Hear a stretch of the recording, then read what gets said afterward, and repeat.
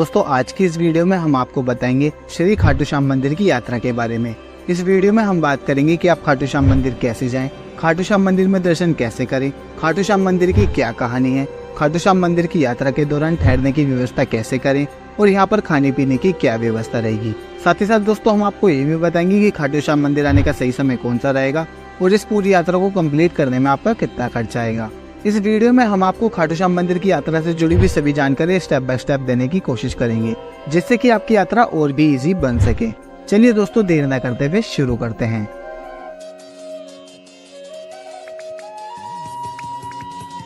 दोस्तों खाटू श्याम मंदिर आने से पहले हमें ये जान लेना चाहिए कि आखिर ये मंदिर इतना प्रसिद्ध क्यों है। राजस्थान के सीकर में स्थित खाटू श्याम मंदिर भारत में कृष्ण भगवान जी के सबसे प्रसिद्ध मंदिरों में से एक माना जाता है। खाटू श्याम जी के इस मंदिर की हिंदू भक्तों में बहुत ज्यादा मान्यता है। यहाँ पर हर साल लाखों भक्त बाबा श्याम जी के दर्शन करने के लिए आते हैं। खासतौर पर फरवरी से मार्च में यहाँ पर लगने वाले मेले के अवसर पर तो श्रद्धालुओं की भीड़ काफी ज्यादा हो जाती है। खाटू श्याम मंदिर का निर्माण यहाँ के राजा रूप सिंह चौहान और उनकी पत्नी नर्मदा कंवर द्वारा सन 1027 में करवाया गया था। और दोस्तों इस मंदिर का इतिहास हिंदू धर्म के सबसे बड़े ग्रंथ महाभारत से भी जुड़ा हुआ है। खाटू श्याम जी का इतिहास कलयुग से पहले द्वापर युग का माना जाता है।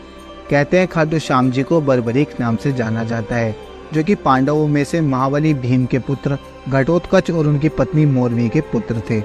बर्बरीक बचपन से ही वीर योद्धा थे।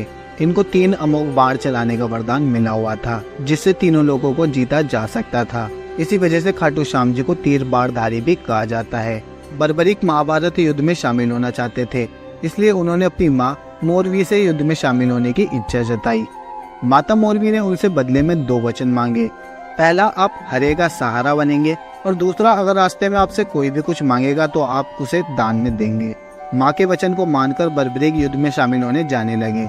लेकिन श्री कृष्ण जी नहीं चाहते थे कि वे इस युद्ध में लड़े, क्योंकि वे जानते थे कि वे हरे का सहारा बनेंगे, यानी कि हारने वाले की साइड रहकर एक बार में ही युद्ध समाप्त कर देंगे।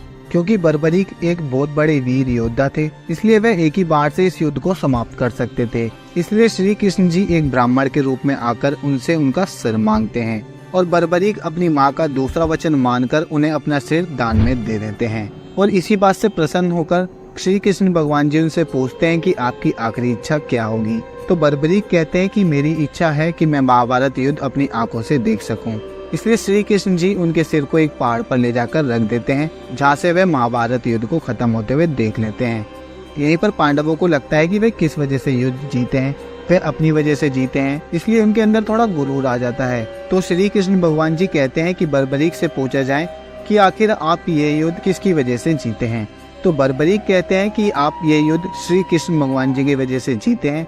इस बात से प्रसन्न होकर श्री कृष्ण भगवान जी उन्हें एक वरदान देते हैं कि आपको कलयुग में मेरे नाम से पूजा जाएगा, यानी कि श्याम नाम से पूजा जाएगा। इसलिए इन्हें श्री खाटू वाले श्याम कहा जाता है। जय श्री श्याम दोस्तों। चलिए दोस्तों अब बात करते हैं कि आप खाटू श्याम मंदिर तक कैसे पहुंच सकते हैं। खाटू श्याम मंदिर तक आप बस, ट्रेन या फ्लाइट के थ्रू जा सकते हैं। अगर आप खाटू श्याम मंदिर तक फ्लाइट के माध्यम से आना चाहते हैं तो आप जयपुर इंटरनेशनल एयरपोर्ट तक बाय फ्लाइट आ सकते हैं।